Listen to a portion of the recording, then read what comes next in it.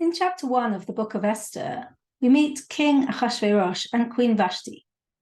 In chapter 2, we meet a second pair, a second man and woman, Mordechai and Esther. The king is a fool. He's drunk. He's out of control. His impulsive demands lead to dire consequences. The queen is independent-minded and disobedient. These two represent the exact opposite to the man and woman that we meet in chapter 2. Mordechai is very careful and controlled. He instructs Esther not to reveal her Jewish identity. He walks in front of the harem trying to gather information about Esther, because without information, he cannot control the situation. He commands Esther in chapter 4 to go into the king. He's in control of himself and he's in control of Esther. Esther is obedient. She does what Mordechai commands her.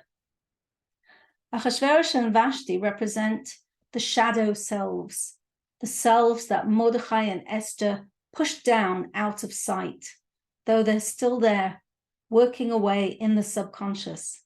But as the story progresses, those shadow selves emerge because Esther ceases to simply obey Mordechai. She doesn't rebel, but she does take matter into her own hands and begin to implement her own plan. When this happens, Mordechai is no longer in control. He cedes control to Esther and ultimately to the divine providence that brings Haman knocking at the king's door that fateful night.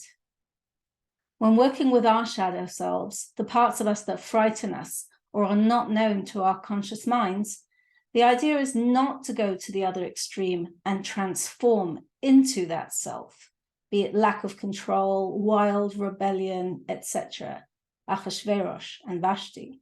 It's rather to bring them up in such a way that they're healthily integrated into the rest of our personality, and we're no longer afraid of being that way.